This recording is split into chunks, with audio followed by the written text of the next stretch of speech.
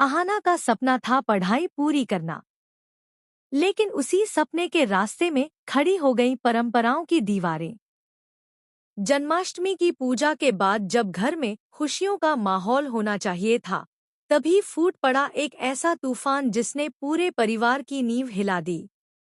अहाना ने हिम्मत दिखाई, एग्जाम देने के लिए घर छोड़ने को निकली, लेकिन दुर्गा देवी ने रोकते हुए साफ कह दिया, अगर इस घर में रहना है तो मेरे नियम मानने होंगे, कोई पढ़ाई लिखाई नहीं होगी।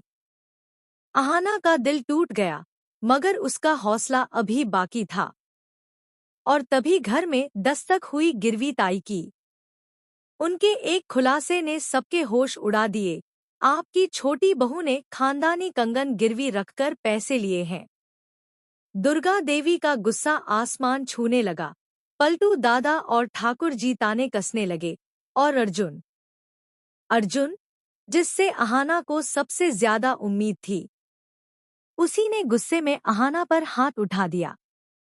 अहाना का भरोसा टूट गया, लेकिन इस बार उसने चुप रहने से इनकार कर दिया।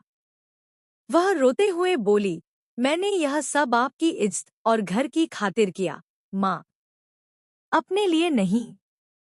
उसकी सच्चाई सुनकर दुर्गा देवी का दिल पिघल गया। उन्होंने घरवालों के सामने खड़े होकर अपनी बहू का साथ दिया और अर्जुन को खरी खोटी सुनाई। पर क्या इतनी आसानी से यह तूफान थम जाएगा? क्योंकि अर्जुन का गुस्सा अब अहंकार बन चुका है। वह चारू से कहता है, अहाना ने सबको अपने जाल में फंसा लिया है, लेकिन मैं उसकी चाल समझता हूँ। उधर पलटू दादा और ठाकुर जी इसी मौके का फायदा उठाने की साजिश रच रहे हैं। दोस्तों, सवाल अब ये है, क्या अहाना अपनी पढ़ाई का सपना पूरा कर पाएगी?